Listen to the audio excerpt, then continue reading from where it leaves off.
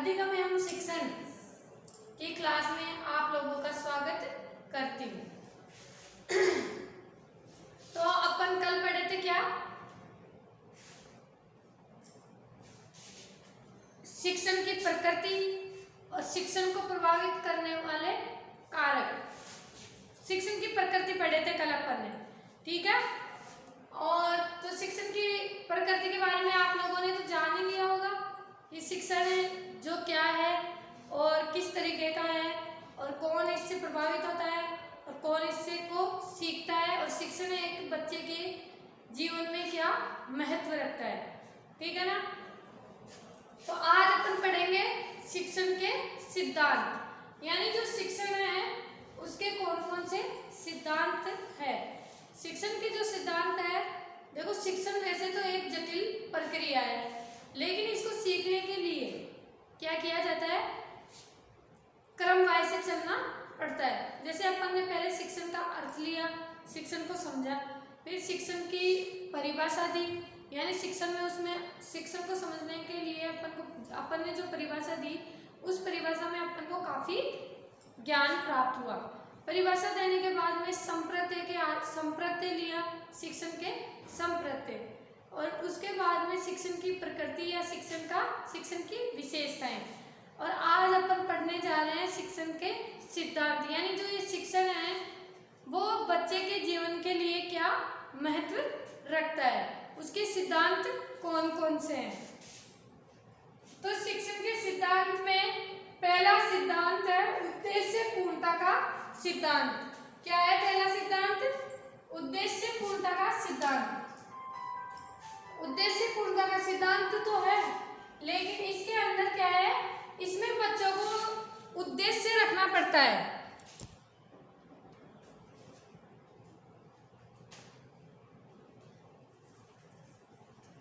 हाँ, तो अपन कहा थे उद्देश्य पूर्णता का सिद्धांत।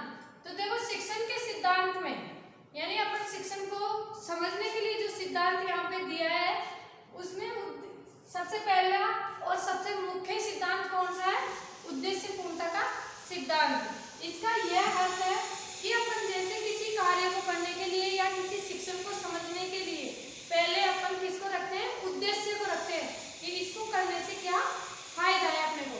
तो अपन उद्देश्य रखते हैं तो उसका मतलब उसका जो अर्थ है वो अच्छा निकलता है। विद्यार्थी के जीवन में अगर अपन किसी भी कार्य को शिक्षण को सीखने के लिए अपन पहले उद्देश्य रखते हैं तो वो शिक्षण अपन को काफी अच्छे तरीके से समझ में आएगा। इस वजह से सबसे महत्वपूर्ण और मुख्य सिद्धांत कौन सा? उद्देश्य पूर्णता का सिद्धांत, ठीक है ना। तो उद्देश्य पूर्णता का जो सिद्धांत है वो मुख्य है, महत्वपूर्ण है, और अपन किसी भी कार्य को करने के लिए सबसे पहले क्या करते हैं? उद्देश्य को रखते हैं। उससे क्या है, पहले ही अपनी जो क्रिया विधि है, जो प्रक्रिया है, वो पहले ही फिक्स हो जाती है, यानी सेट हो जाती है, और फिर उसके बाद में अच्छी तरीके से कार्य हो जाता है। तो ये क्या हो गया? उद्देश्य पूर्णता का सिद्धांत हो गया। दूसरा सिद्धांत है अपना रुचि का सिद्धांत। कौन सा सिद्धांत है? रुचि का सिद्धांत। अब देखो शिक्षण के सिद्धांत में दूसरा और महत्वपूर्ण सिद्धांत कौन सा है? रुचि का सिद्धांत।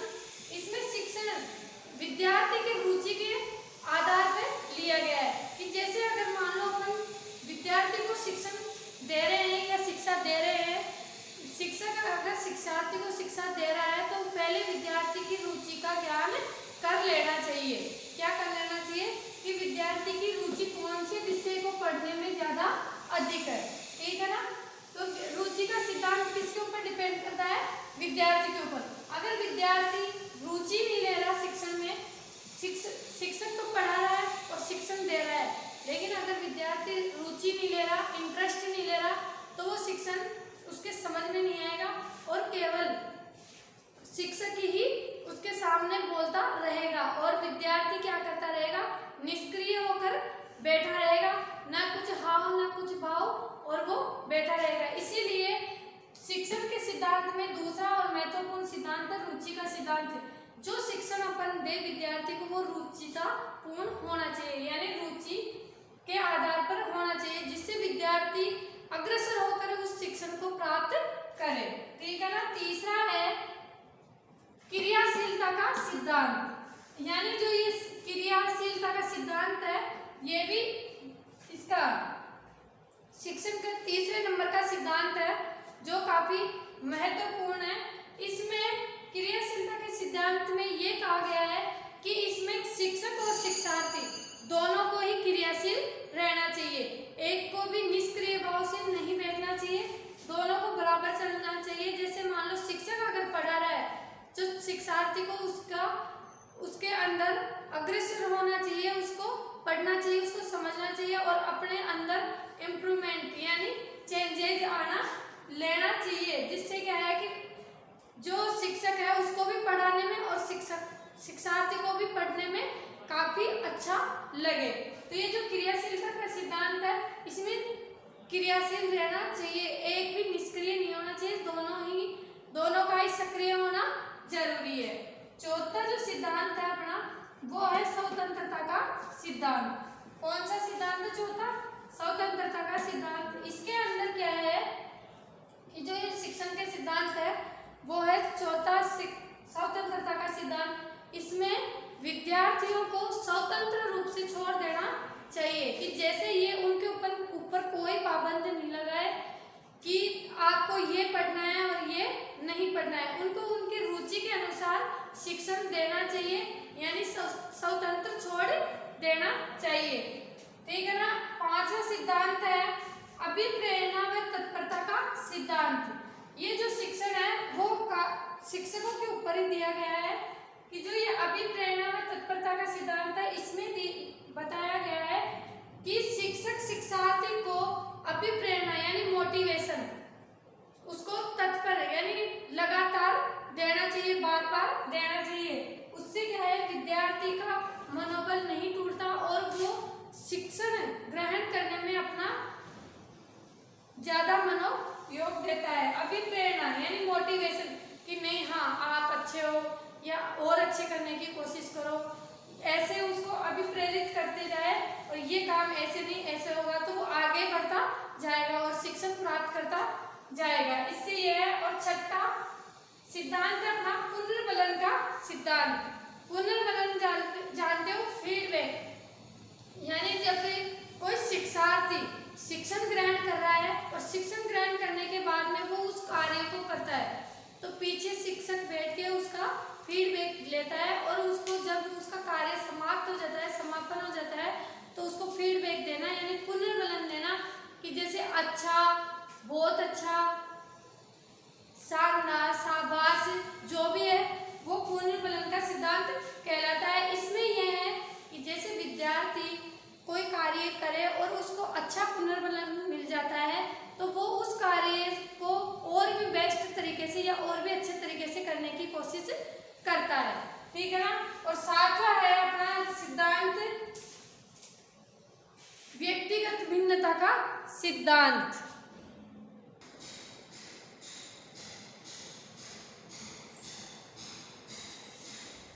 शिक्षण के सिद्धांत में 6 सिद्धांतों पर हमने देख लिया। सातवां सिद्धांत है व्यक्तिगत भिन्नता का सिद्धांत। ठीक है ना। अब इसमें क्या है व्यक्तिगत भिन्नता के सिद्धांत में देखो, व्यक्तिगत भिन्नता के सिद्धांत में ना जो बालक होते हैं, जो बच्चे होते हैं, आप लोगों को तो पता है, सभी को पता है कि व्यक्तिगत यानी व्यक्तियों के व्यवहार, प्रवृत्ति, उनकी रुचि सबकी अलग अलग है। कोई भी एक जैसे मन का नहीं होता, कोई भी एक जैसी प्रवृत्ति का नहीं होता, कोई भी एक जैसे विचार का नहीं होता, किसी की भी एक जैसी रुचि नहीं होती। तो व्यक्तिगत भिन्नता के सिद्धांत में शिक्षकों को ये बताया गया है कि विद्यार्थियों की अलग अलग प्रवृत्ति होती है, अलग अलग विचार होते हैं, अलग अलग रुचियां होती है, तो उनके आधार पर ही उनको शिक्षण कराया जाना चाहिए कि जैसे उनको ध्यान में रखते हुए कि जैसे मान लो अगर किसी बच्चे की जो एक सब्जेक्ट ले लेते हैं अपन हिंदी, ठीक है ना, हिंदी ले लेते हैं तो अब हिंदी में से अपन एक टॉपिक लेते हैं और वो लेते हैं अपन उपसर्ग। अब किसी और बच्चे के उपसर्ग पढ़ने की इच्छा नहीं है तो अब और दूसरे बच्चे की मतलब ग्रामर पढ़ने की इच्छा नहीं है, तो सभी बच्चों की अगर बुक्स पढ़ने की इच्छा है तो सभी बच्चों के रुचि, प्रवृत्ति और आदतों को ध्यान में रखते हुए अपन बुक्स का ही उपयोग करेंगे। यानी व्यक्तिगत भिन्नता को ध्यान में रखते हुए विद्यार्थियों को पढ़ाना आवश्यक है या शिक्षण करवाना आवश्यक है। शिक्षक का यही उत्तरदायित्व है कि वो विद्यार्थियों को ध्यान में रखते ही शिक्षण करवाए। ठीक है ना। 8वां है अपना अभ्यास का सिद्धांत। यानी जो ये अभ्यास का सिद्धांत है, इसमें बताया गया है कि शिक्षक का काम एक शिक्षण प्रदान करना ही नहीं है कि जैसे उसने शिक्षण प्रदान कराया और छोड़ दिया। ठीक है ना। शिक्षक का एक काम ये भी है, ये भी उत्तरदायित्व है शिक्षक का कि जैसे विद्यार्थियों को वह टॉपिक पढ़ाते हैं, या जैसे अभी मैं शिक्षक हूँ, तो मैं आप लोगों को ये शिक्षण पढ़ा रही हूँ, शिक्षण के सिद्धांत पढ़ा रही हूँ। ठीक है। तो अब मेरे को ये पढ़ाना या ये बताना ही मेरा उत्तरदायित्व नहीं है। मैं इस शिक्षण के सिद्धांत की बार बार पुनरावृत्ति करूँ, यानी बार बार आपको बताऊँ, बार बार आपका अभ्यास कराऊँ और कम से कम 1 या 2-3 बार, 1 या 2 बार इस चीज का अभ्यास करवाती हूँ सिद्धांत का। तो इससे क्या है, विद्यार्थियों के जो माइंड है, जो मस्तिष्क है, उसके ऊपर काफी असर होगा और वो शिक्षण में काफी महत्वपूर्ण रहेगा, यानी वो काफी ज्यादा समझ पाएगा। तो ये अभ्यास का सिद्धांत भी किसका सिद्धांत है? शिक्षण का ही एक सिद्धांत है। यानी जो शिक्षक है वो केवल पढ़ाने के मात्र से ही नहीं है, बार बार अभ्यास करवाना भी उसको पड़ता है। ठीक है ना। 9वां है चयन का सिद्धांत। कौन सा? चयन का सिद्धांत। यानी जो शिक्षण के सिद्धांतों में से 9वां अपना सिद्धांत है वो है चयन का सिद्धांत। आपको पता है कि जो विद्या है, जो ज्ञान है, विद्या या ज्ञान, जो विद्या है, जो ज्ञान है, वो अथाह भंडार है। यानी ज्ञान तो क्या है, समुद्र है, इसमें तो ज्ञान की कमी नहीं है। और जो ये टीचर है, जो शिक्षक है, वो भी एक अथाह ज्ञान का भंडार होता है।